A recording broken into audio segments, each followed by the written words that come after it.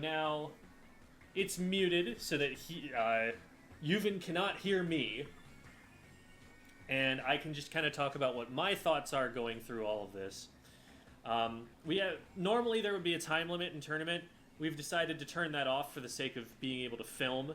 But I'm going to lead off with Captain, because this is supposed to be a really strong opening tool. And what you do is just kind of like reach it out towards the middle of the map. And the goal is like to gain a lot of space towards your opponent while also making it difficult for them to be able to do stuff. I'm not going to really be able to cut Yuvan off too much with such a big piece because it's too close to my own base right now, but every other piece that I have is really small, and I want to get into mid really quick. So that's how I'm going to play it. Okay, can you pause? Mm-hmm. So I want to comment a bit on that. Captain, it was obviously the right play to play Captain, but it's not really maybe the best rotation on it. Okay. So obviously it kind of depends on the deck and like the plan you have, how to fill in the base. But the most common Captain opening is like this, because like defending one of the sides here is really important. So like the opponent can't play like a steal ill here. Okay. The only way the opponent can like pierce through your defense is on the right side, which you can pretty easily like place a card on the right and just have a good defense. Man, Big Man is a big card. Yeah, you can also do something like this. Jeez, is that your deck? So you've got Big Man and Fry and Shiver? Yeah. So like wow. I have a lot of different routes in order, depending on my opening hand. But if I pull Captain and Shiver, I usually do this in game. Oh wow, that's beautiful. Yeah. So yeah, that's usually how people open with Captain, because as you did it right here, like this, it does reach out 7 spaces, which is a bit further out. But someone could like, I even did this in the game, right? I played this Steelil. Yeah. Like that. So I took advantage of your Captain placement. Gotcha. Okay. All right, really similar play actually. Just reaching out into mid with this large piece. I'm realizing I in theory have the ability to screen sheet here, which would be funny, but also let's not. Let's just reach up here, and I might get trumped a little bit here, but it's also nice if they surround that square and give me a special point. So let's see what happens. And I think I got it. Oh, no, not quite. I'm 1 square off from being able to get that. Which I could get by putting this in. That was a good play. You could have... you couldn't really have done that much else. It was pretty much the obvious play. You couldn't really have defended that easily. So yeah, not much to say. Looking at this from here, based on what we said earlier, I imagine you would probably recommend using the is that Power Clam? Yeah, Power Clam. Yeah, that's a Power Clam. And slotting it. Can you see my mouse? I'm thinking you arrange it so that the special square. Oh, okay. From right here, so that the special square's on this spot, and it goes up in this direction. Would that be what you have done? Oh yeah, wait. You did that in the game, right? I think I put it someplace else actually, but we'll see. But is that the play we'd have made next? I would have definitely pushed up more. Okay. Probably with this Power Clam because it's the biggest card. Yeah. You could have also defended with the Power Clam under your own Captain and defend your base. Gotcha. But yeah, like the small Fry, it didn't do anything.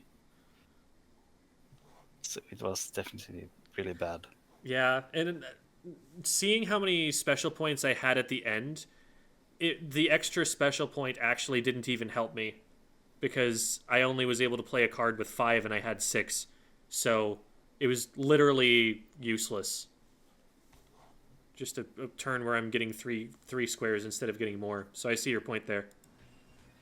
Yeah, that's actually pretty good play. That gives me 2 special squares and also gives me a lot of possible plays into one other thing I was thinking was like now I have a special square that's near all of this, all of the blue above it, and part of my thought was, they taught me in the last Tableturf video about 312s and trying to use those as kind of your trump card at the end to cover a lot of ground, and there's just a lot of like concentrated space that I could take over with that 312, especially since I had a special point that was deeper into your side of the board. But what do you think of that aspect of it? That is definitely something to keep in mind. However, like you already have a special point right there with the charger. The small fry is like barely one space further out. Like it doesn't actually do that much. You already have a good special point there with the charger. Yeah, I would agree.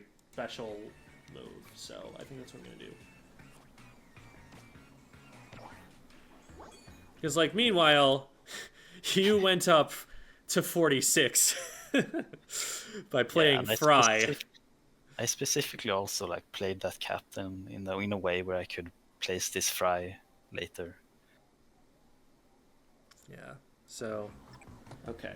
It's really crazy that so like you found the way to slot Fry in perfectly over the top of my captain. Like that whole diagonal line of the captain just when Fry goes over the top of that seamlessly, and that's kind of beautiful. Yeah. The best case scenario is for me to end up using this at the end of the game to clinch some... Oh, goodness. That doesn't fit. I probably need to get this played pretty soon, because otherwise I'm just going to run out of area to take up. Where do I end up putting this? I think it might have actually been... Blockade him this way? Maybe I need to be more... It was on that right side.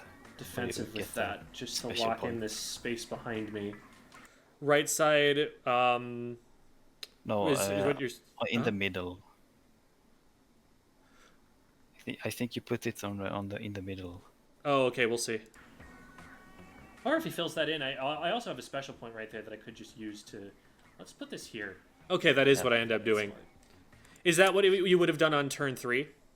No, because I would have placed it further up, because that's a lot of space you can take. Oh, okay. So you're not worrying as much about the special point. You're just trying to get the extra space on the board. Yeah, ideally you want to set up special points and take space at the same time, but if you can only do one of them, space is definitely more important. Okay.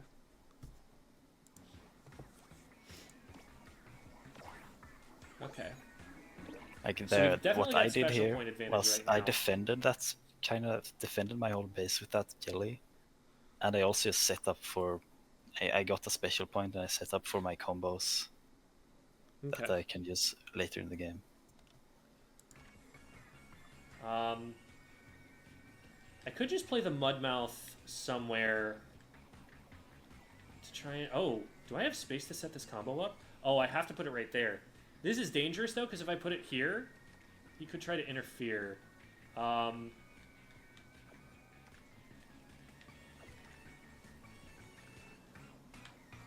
feel like that's the only place I can put it, though. And I don't want to spend my special points on this. We'll see what he can do about it. And just cross my fingers that I get my my 3-piece that fits right in the middle there. I think it's Suction Bomb is the name of the piece. And reflecting on this, like they told me when this is a deck that I put together with Nerdbird and I think Hydrus on an earlier video, And they were saying that Mudmouth is kind of a little bit more of a beginner card in that like it's a very easy combo to set up and it gives you 2 special points, but that it's not that many squares and it can be interfered with, so there's some counterplay to it, so it's not like the top tier play. And I'm seeing here, the way that you ended up winning this game, that having to spend a turn on placing a card that only gives you 3 squares can really let your opponent run away with it. So this is probably not something that if I were to really try and optimize, I would have in my deck. I mean, it's not that bad because you can just place that 3 card down later in the game where there's already no more space to take. I guess, yeah. But it's definitely not like the best card in the game, I would say. But it's good. You can play it if you want. How does he have so many points already? This is where I noticed. Just playing really big pieces, I guess.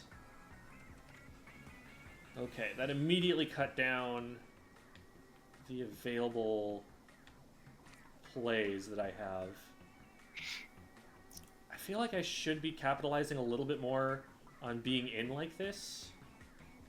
Yeah, in this situation, I would definitely play the Viper on the top right, just so I could like try to interfere with the base combos and also just try to take more space up there. Yeah, base combos are definitely something that I haven't really worked out. Like, how do I want to fill in my base?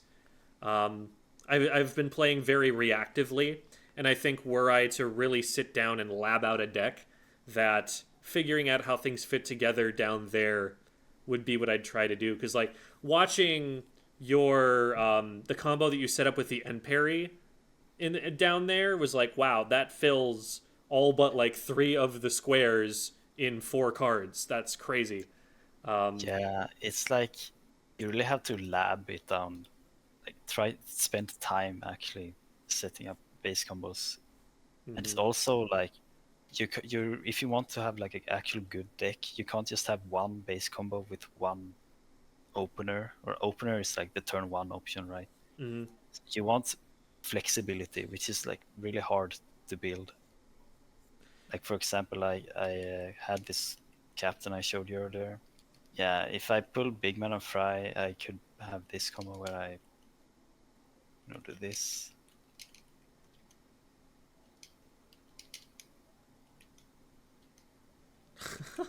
Kind of depends on the openers I get, the hand I get. So I can very often like get a base combo I want based on the cards. So but it's really hard to build something like this. What you can do is like steal decks. If you hop onto the Discord, there's like the deck sharing. You can just steal someone's decks, try to figure out the combos, or just ask them maybe, which is perfectly fine. I actually stole this deck from Japanese player Noko Noko Misaki. He's the one who built this deck, and I just fought against him and I was like, yeah, this deck is good, so I started using it myself. Cool. Yeah, like there's a lot there that just like fits together really satisfyingly. Yeah, that like was cool to watch. The main part is definitely like playing big man like this, and this one is even better. These 2 jellies, since you have like 2 of them, you can very often like pull them when you want. You don't have to like wait until the last turn to get it, where it's just too late, because you have 2 of them. And then when this thing defends turn 3 so good, and like, yeah, it's really hard to go through this. And it also just builds up specials so quickly. Like this is 2 cards I have placed down. I already built 2 specials. So what the plan of this deck is usually is that you have like some kind of special point up here, and then you fill in specials super quickly with like 2 cards. And you see I have 4 specials already, and then I just do this. I have 2 312s here that have a lot of space. They have a lot of range, so I can just use them to go through the opponent's defense very early in the game, and then continue just putting pressure on my opponents, disrupting their plans, and continue like just placing down more cards and taking more space. So they talked before about single 312, but that because that was the meta at the time. But now what I've heard is that playing two 312s is actually the play now. Could you talk a little bit about what the change was and why it is that you have those now?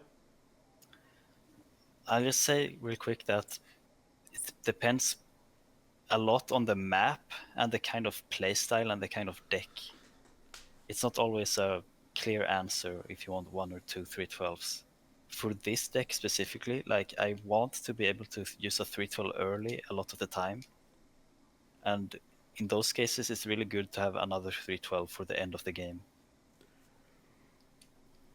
So yeah, if you have like, if sometimes you just don't have space for another 312, and you just go with solo 312. Depends on the map. Like my deck for this map, for example, is kind of especially this map. Let me switch for another deck for it.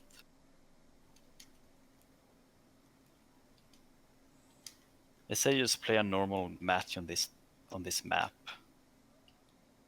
Let's say you had this turn 2, and this is a really defensive map where usually most of the time both players block each other turn 2. There are other options, but usually it's very defensive and you just kind of base combo for most of the turns.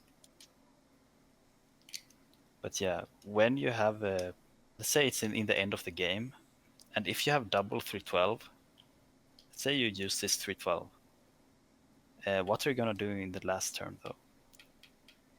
Because you already used the 312 on this space. Like if my opponent's ink is here and I use the 312 on it, that's good, but I don't have any more spaces to go. Like I have to like kind of 312 over the 312 I already used. So that's why in this map specifically, I really don't like double 312. And you don't feel comfortable like trying to use it to attack the opponent's space because they'll have special points all over the place and it'll be hard to place. Yeah, sometimes too. That's an issue sometimes. That's why in this map I also like having a splat charger to go. If I want to do like kind of a early special attack, or not even early, it's like another special attack. I have this charger I can put up here, and that gives me another special space that I can 312 from. Okay. Gotcha. Yeah. So, But in most maps, I would definitely recommend a double 312 if you have the space for it. And if you're good enough at getting special points where you reliably can use double 312 as well. Because obviously, if you can't get enough special points, you're not gonna have use from both of them. yeah, that makes sense. I was gonna ask like if there was some goal number of special points that you have for yourself in a given game. I imagine it would probably be 6, one for each 312, right? It depends. Like on chaotic and aggressive games, it's very often you can only get like 3 specials sometimes. It's very unpredictable like that. You can like build around easy combos and reliable combos and just play more centered around specials rather than getting space or other advantages, but it's very hard to say how much special you will get. Okay. I will jump back into our game then. Let's just get another special point off of this and secure this territory down here. Okay. I get the better of that mostly. Where does this fit? Oh, this fits in here? Oh, let's go. Wow, that was a clutch that's top so deck. good. That gives me so much access to the back line there. Ah, maybe not. Maybe not. I don't know why I was disappointed with that, because I still got the 2 squares on the top. Like, I've still got my way in. I guess I lost some points to it, but it still worked, yeah. And the thing here also is that I am missing a card in my hand that I really want. But I just don't have it. In the end parry, it gains 2 specials there. It's a 13 size as well, so I would really like to have it. But because of your aggressive plays here, I'm not able to place it down in time. Like, you interrupt it before I get to a chance to play it, which is a really good strategy. So Awesome. that's something you did really well with this wiper. Okay. Well, this is my only legal play at the moment. Do I want this on this side or this side? Because like a newer player maybe would have played this wiper on the bottom right just to get a special. Yeah, But, I was considering that, but I didn't think about playing it in the very bottom right. I thought about playing it a little higher and then realized that to the upper left there was an empty square and that I wouldn't get the point. And that was why I ended up going to the top instead. Yeah, but if you had turned it around on the special space is on the very bottom. Right, I could have gotten a special square from it, but it would still be really bad. Like this play you did was actually much better just because you interrupt my plans. Mm-hmm. Putting it like here, which would give me a really good spot for my 312. Oh yeah, that was another thing I was thinking was like, can I attack this spot on the right afterward? But then I decided, the upper left is going to be better to attack anyway. I don't know, the 312 is probably better on the top left still. So I might just want to get the special point out of this. Well, I get it if... Oh, no, I don't get it if I put it there. I don't get it if I put it here either, though.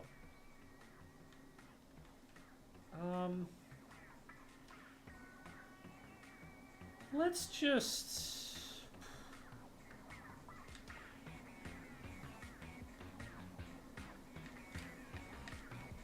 Let's extend that in here. Okay.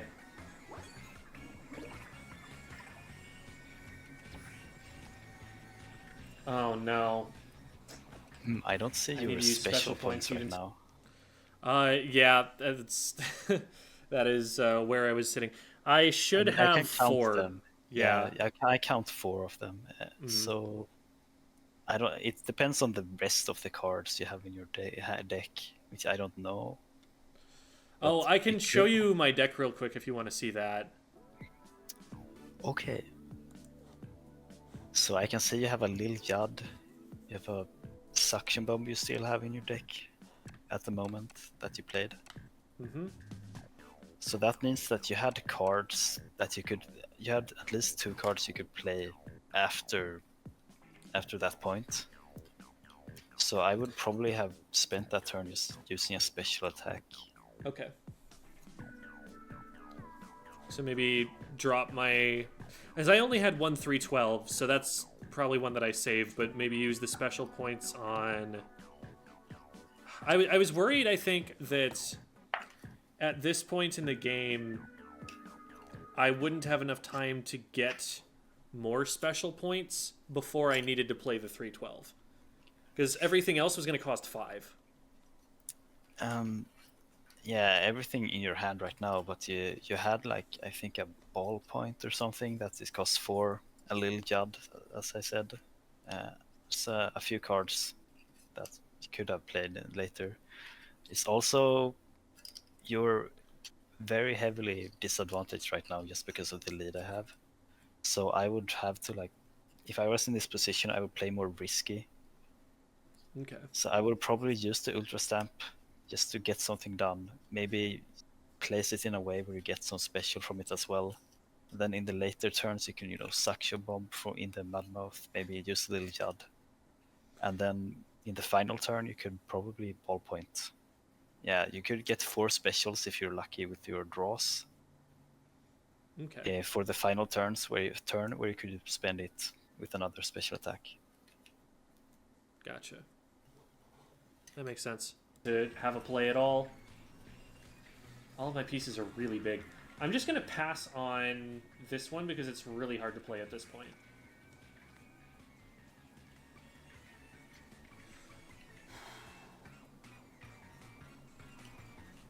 It's interesting. I have access to so much of the map, but I haven't actually filled any of it in. I've gotten spread really thin. And now I'm getting choked out because I have all of my big pieces coming up.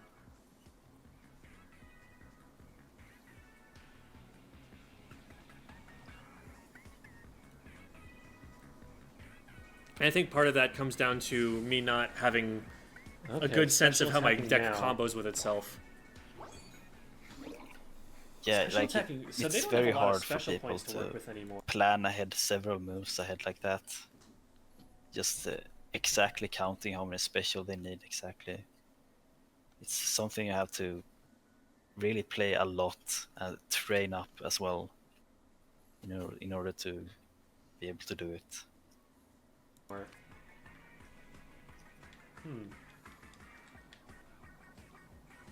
This fills I in think that's really like nicely. one of the main reasons I beat people. Like I'm like the best in the world. I feel like I can plan ahead a lot of turns and count just the right amount of specials I need to get my plan working. And so I always like have good end games because of that.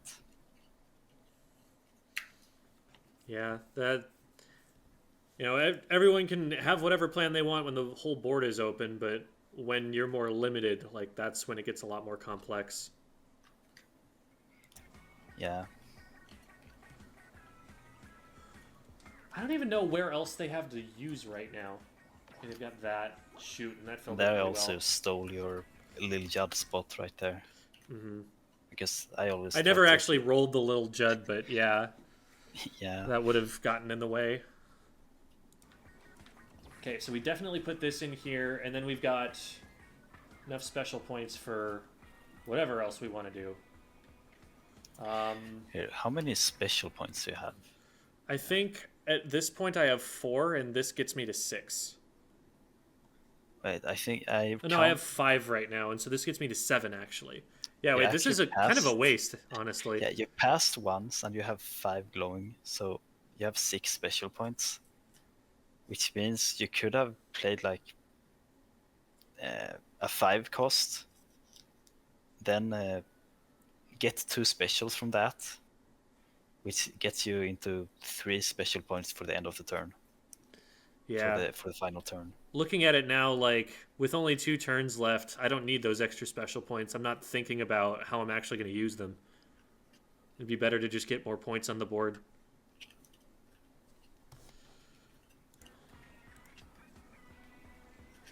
Yeah, we'll fill the Mudmouth. This is But honestly... I could definitely see some good spots I don't know. It's for about the only place... scoped E-liter you have in your hand, where you could special it and get 2 more specials for the Ultra Stamp in the final turn.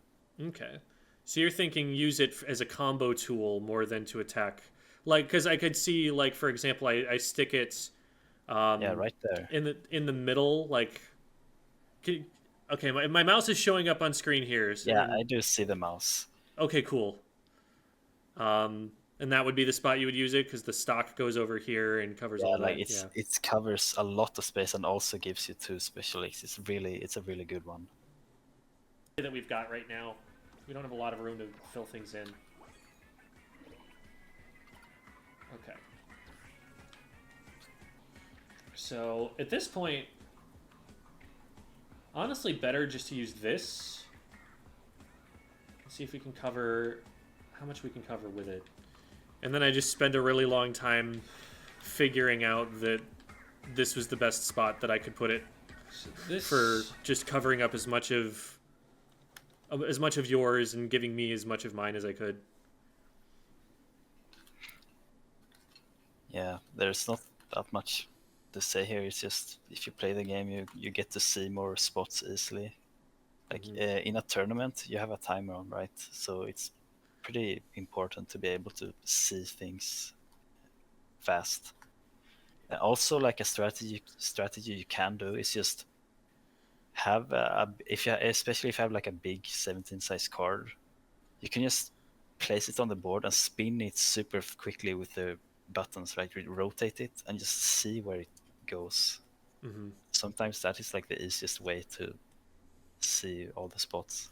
Yeah, this graphic on screen that shows how many points you take away and how many you gain is really cool because it lets you kind of it makes it so you don't have to count as much and you can just kind of spin it around and eyeball it and be like, oh, hey, those numbers were the best ones. Go for those ones. How much is wasted for this one?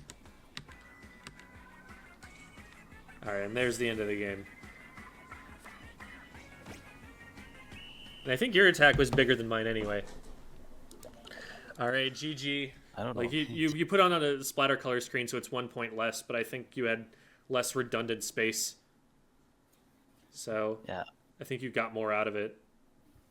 Also, as a side note, splatter color screen is like really, really good. It's probably the best 312. And Yeah. not because if it's like good at the end game or anything, but like just using it as a normal card takes so much space. Because that card, along with Shelly and Donny, they have the most diagonal reach out of any card. They are 6 spaces long, and in the diagonal, which is the longest in the game actually. So you just get a ton of space from those cards. So playing the splatter color screen normally is like pretty common, like as a normal attack, not as a special attack. Oh, there it is. Yeah, it's a new card, so you probably didn't have it. And there's okay, so you've got Gel LaFleur and Jalonzo. Yeah, it's very common in decks nowadays to have 2 of kind of like the same. We call them mirrors. Okay. It just makes it more consistent. If you really need that card, it makes it more consistent to get it in time. Yeah, this is a bug. Wait, what? That's not Yeah, what that. it's a UI bug. It's really cool that you got it. So is Triple Splashdown just a mirror of Super Chump? No, Oh it's no! it's a What? bug. Oh my god! It's just a bug in the It's game. just backed up by 1. And I'll just get them both anyway. Wait, oh, I already had it. No! Why did it tell me? God, it told me I didn't have it. Oh no. Do I? Whatever. Okay, yeah, I didn't have that one. And now maybe it's fixed. Now it's fixed now that I've bought it. That's funny. Also, more of, like, if I want to go a bit more in depth. Okay, so this is one of my decks for this map, Thunderpoint. And I really want to highlight the 312 choices and why I have them. So I have some combos here. First off, Splatter Color Screen is so good to just use here in turn 2. Like, reach up all the way up in this diagonal. It's yeah, it's one of the best cards that. Same with Shield and Donny. So that's why I have that.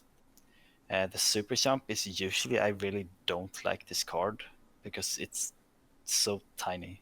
Like, it's really hard to invade some space with it in the early game. It's really almost only as an end game special kind of thing, which makes it not that versatile. However, in this deck, my main combo is usually with Ouroboros here, no, with the big man. Something like this. I can also open with Shiver, and then also play big man like this. But sometimes I just don't get big man. So what I can do instead, let's see. I can just play super jumps. Even have some, yeah, I have some special combos for just super jump as well. So yeah, that's something really nice I have, if I don't pull big man fast enough, I can just super jump in my base, which is why I have this 312 specifically. And if I do play big man, that's awesome. Then I can use super jumping at the end as a 312. What's Shelly and Donnie? What's the size of that card? 12. Okay, so it's not a 312. It's just a normal size, like. Yeah, it still point. costs 5 special. Oh, there, I found it. Okay, I see. Yeah, that's a lot of reach. Yeah, it has more reach than any of the, even Horroboros has less diagonal reach than Shelly and Donnie Wow. and Splatter Column Screen. Oh, also, that's a funny combo. You can do super jumps with Shelly Donnie. Oh.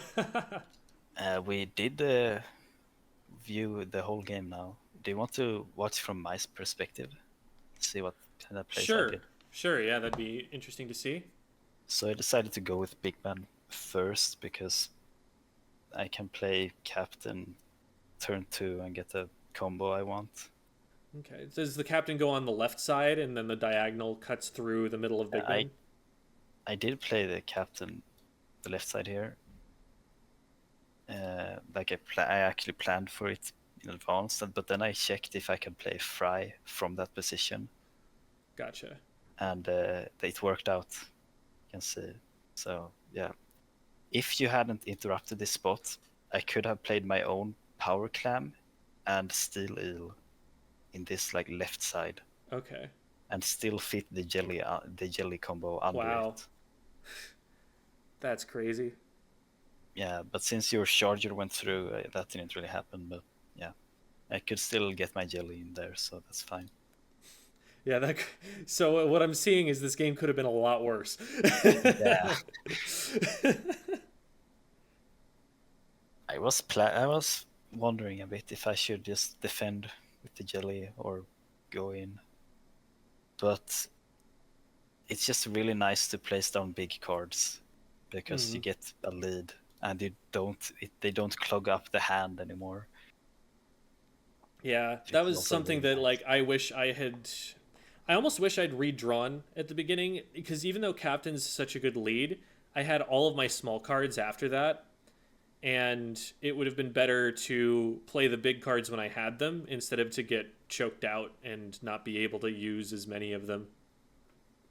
Yeah, but that's also a thing with small decks.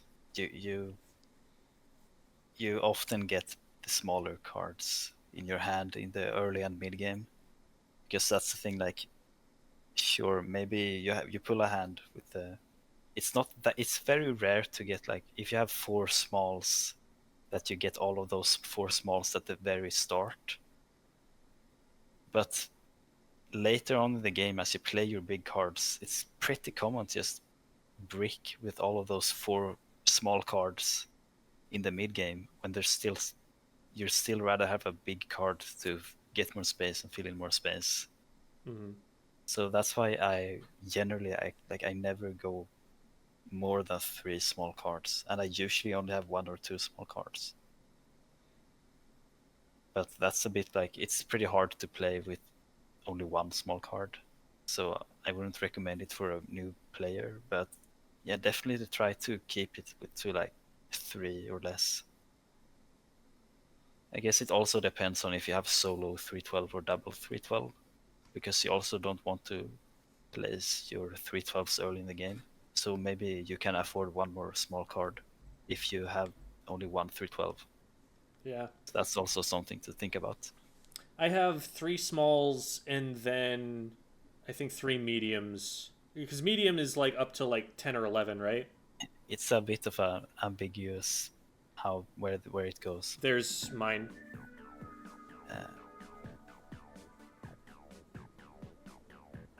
Yeah, that's 3 smalls. That's actually pretty.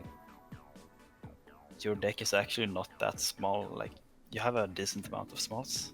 So yeah, you should have definitely redrew your hand in that case, because you had like a bunch of small cards already in the opening hand. Gotcha. But yeah, you can see how bad your small fry was, because you could have either maybe played your power clam up here to defend your base, Or you could have maybe played it down here and interrupt my jelly spot. But you did neither of those, so I just get to do whatever I want here.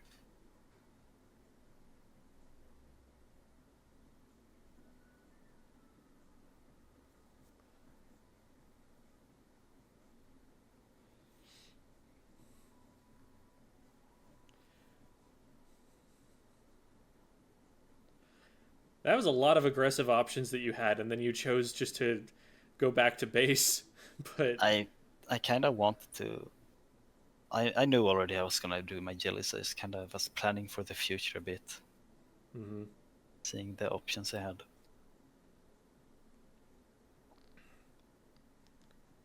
So yeah, like one of those cards looked like it really could have just hosed my entire base. Yeah, but I thought it was really important for to defend my own base as well, Hmm. because it is a big deck. So if we reach an end game where you quickly don't have, where I quickly don't have space, I kind of have to pass a lot I because got I only have one small card. I just got a YouTube subscription, and so the notification came up. Whoops. Yeah, here I spot the steel eel I can place around your captain, so that's why I placed this GoTuber right here. Oh yeah, I also found this. I could place it right here, and then if I draw a jelly, I get to like place it in between those blocks. You can kind of see, right? Maybe I fit a jelly inside here, which would give me And a that gives special you the point. special point? That's crazy. Wow. However, I decided to go against it because I thought you were probably going to place something down here, and I didn't even have my jelly card, so it would be very unlikely to happen. Gotcha.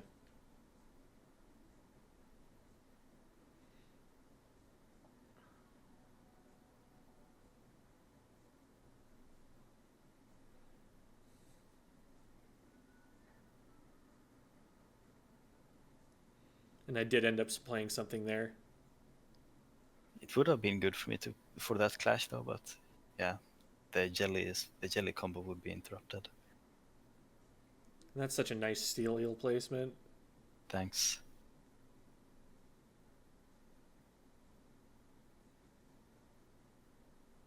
But that was a nice splatter shot, blocking it off. Yeah. I at least cut off the entryway, but you still got your special point in most of the points.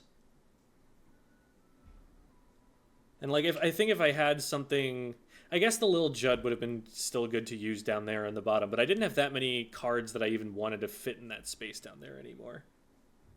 Yeah. Now here's an interesting thing.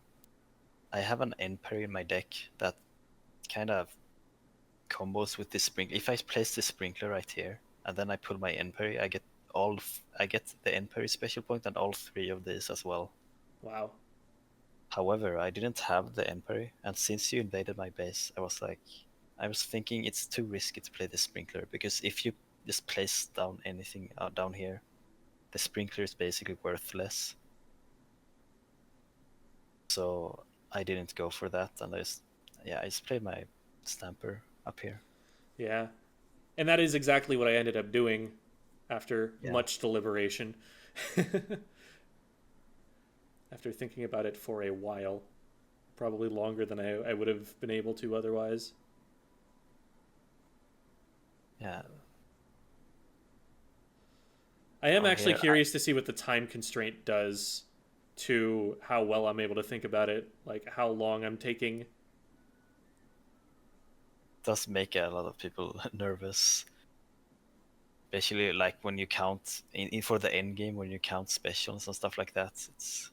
It's a tough pressure. Mm-hmm. Here I saw the power clamp spot in your base, so I just tried to like place my 312 in a way where I get to invade and still use my power clamp. This does give you a special point, so I don't think it was like that good. But yeah, that's what I went and ended up going with. But it's probably not the best play, maybe.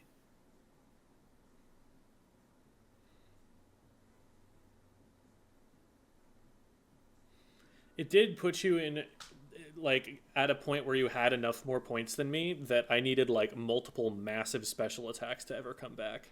Yeah, like the thing is, I basically already won from turn 3. Like there's really not that much you could have done since then. Just because that small fight did so little in terms of getting you space.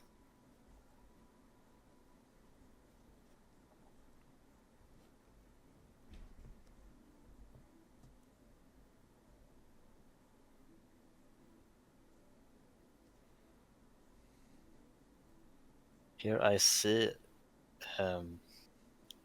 if I can find a way to use this sprinkler and get 2 specials, I could use it as a special attack. But I don't see a good. There was no good space for that, so I just played it normally. Gotcha. So you gain a special point and have a special attack, and yeah, I could see that being worth it. And now you're just putting this wherever it's going to do the most damage. Yeah, I just look around for spots. Doesn't even matter because there is not a mathematical way for you to win, even if I pass right here, and you play like a 17 card perfectly, you would still lose. So yeah, that was the game.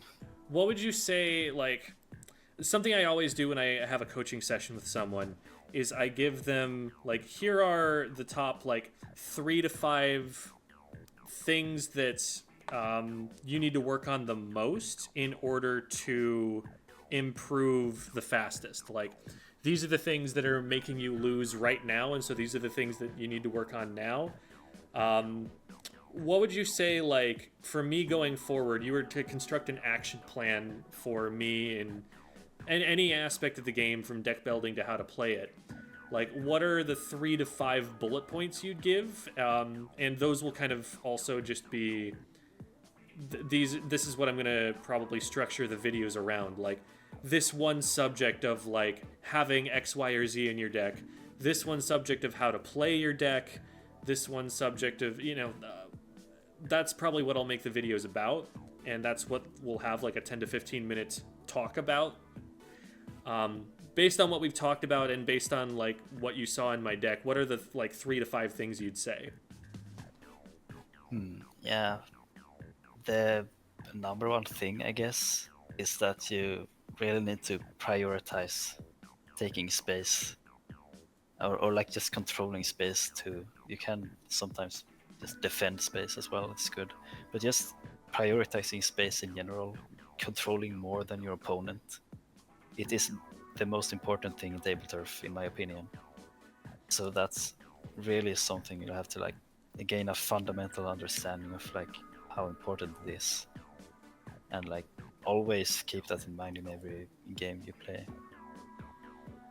Gotcha. Second thing, I guess, is build a better deck. Maybe like I am very much against the idea of having one deck for multiple maps. I get it that you're like not that into Tableturf and you don't have the interest to play test and build around a lot of different maps, but it is really important, in my opinion, if you want to like get into higher levels of play, because then you can plan around base combos and just have a plan for what you want to do, even from like before the match. I guess you could have base combos with the same deck in multiple maps if it's like adaptive enough. So you could maybe try to do this one. That crosses over into the PvP, like the ranked modes, a lot as well. In that my team is never going to run the same comp on every map mode. We're always going to have a plan of like, oh, this is the map where I go 96. Oh, this is the map where we play ballpoint instead of snipe rider. Like, there's always going to be those kinds of situations. And I have to think, like, it only matters more in a situation where it's a question of whether the block physically fits on the map and not a question of, can I outplay an opponent with this?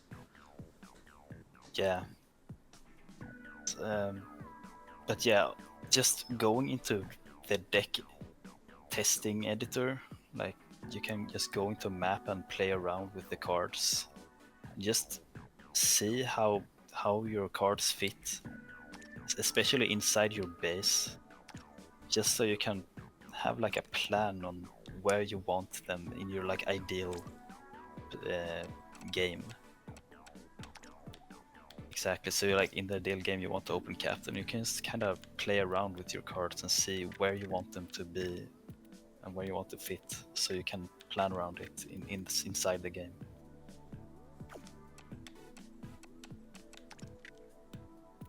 That's also one thing that is really helpful with just deck building. You can just see which cards fit here.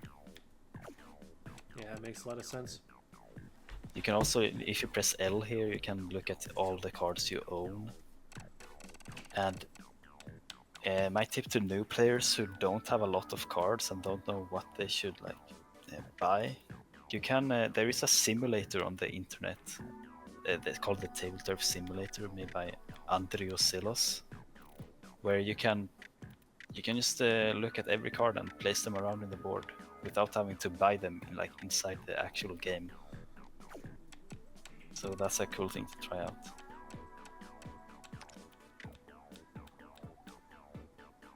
That's neat. But probably not what you use it for. Yeah, I can see you have those two cards. If you go scroll down a bit, there's a very common combo for this map specifically. Yeah, there's 13 size. Scroll down a bit. Yeah, those two cards they're called Octobomber and Emperor. Go a little bit up there, those two. If you play Octobomber to the left under your captain, rotate it once. There, there. If you place it down, and then you place Emperor in here, yeah, that's a super common and really strong combo. Cool. Yeah, just knowing these combos, and this is also really helpful for like knowing your opponent's plans, so you can try to like interrupt this. Mm-hmm. Like I always know when my opponent has an Emperor and an Octobomber, they are trying to do this combo, so I always try to like maybe special attack aggressively to interrupt it or something like that. So it's good to know the common cards, like know the meta basically. Mm-hmm. Like that is really the truest sense of meta, that you are playing based on, okay, assuming the game is the way that it is and people will play it the way they will play it, what can I do to counter what I'm assuming they're going to do? Yeah, that's also that's not only something I see, like I see the cards they play in the early game, I know what they're gonna play later. But also just like I can counter the meta with specific deck building choices sometimes.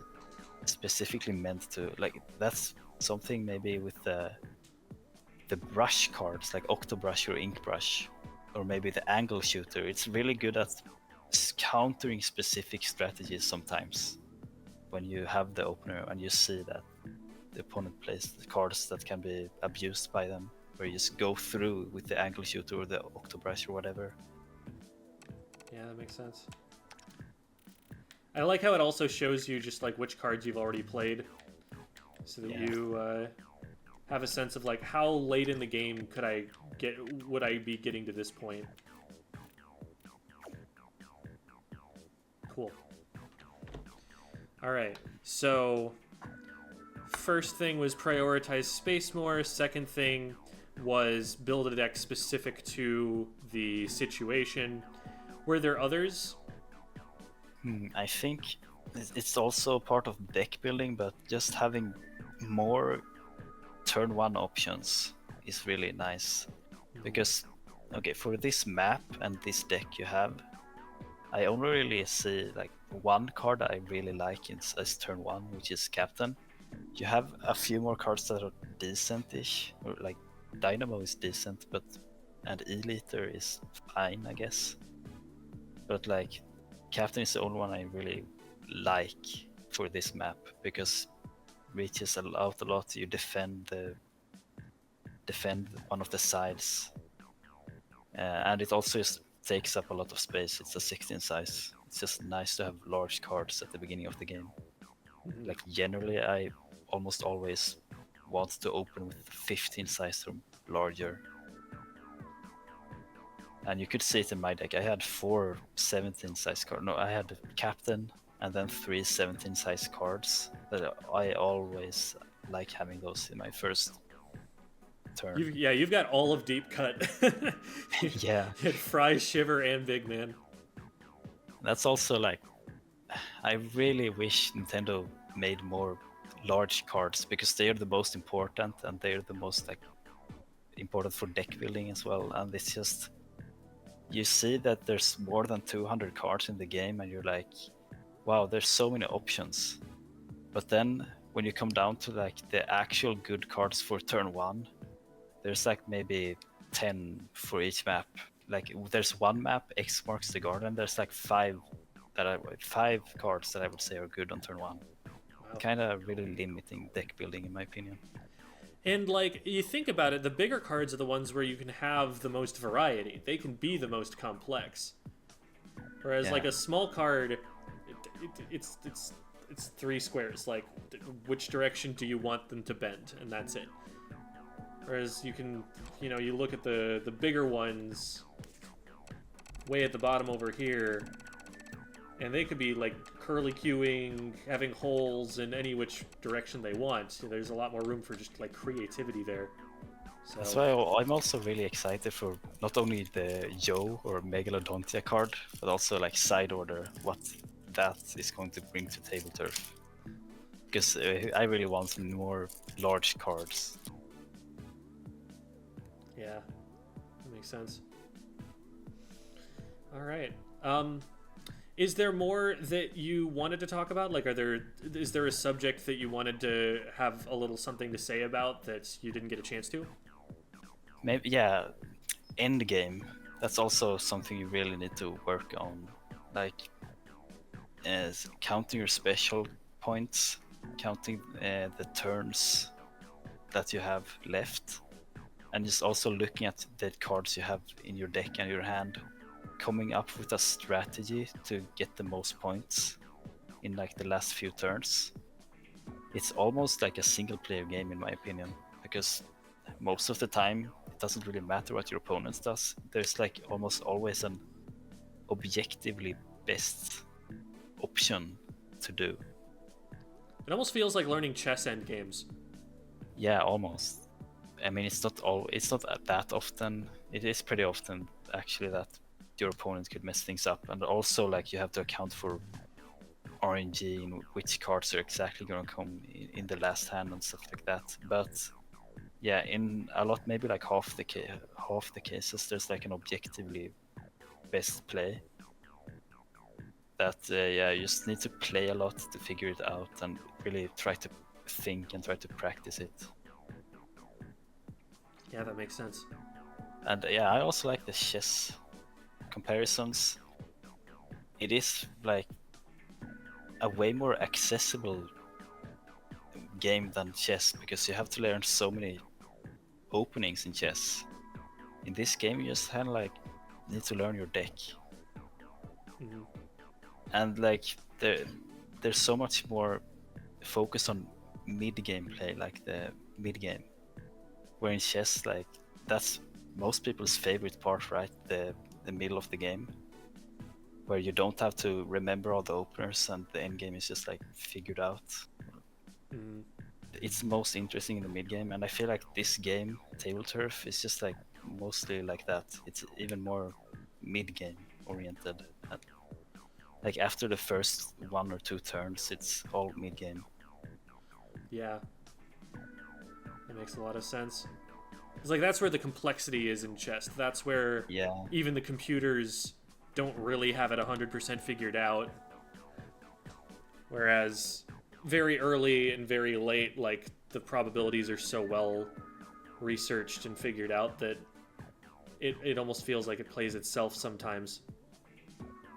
Exactly, but even the early game in table turf can be complex because you don't always have the exact same hand, and your opponent plays different cards and stuff like that. Where can the people find you, and like what would you like to plug, if anything? I'm on Twitter. It's Juvin, just the same as my username. I also stream my tournament runs very often on YouTube, which is also the Juvin. And there's so you just can find me no like extra underscores or spaces or anything. You just got No. your name. nothing like that. Nice. It tends to be like not that edited. I just stream my gameplay so people can see it. It's, yeah, hopefully it's a bit entertaining at least. I also just want to shout out the Tableturf Discord. It's a really awesome community, and if you want to play more Tableturf, just play Tableturf with anyone, or just want to talk about the game or learn more, you can always just join that Discord. That's the Tableturf battle server. Yeah, exactly. Yeah, we've linked to them before, but I'll definitely put a link for that in the video. All right. Oh wait, I also want to just tell people that usually in the first Saturday of every month, there's a special tournament called Baby Jelly Cup, which is basically the low ink of Tableturf, where every player who wins it is banned. So that's a pretty cool tournament for new players to enter for the first time, because there's not that much incredible players on there because they're banned. All right. Well, thank you so much. We'll close out the episode there. So thanks for watching, everybody.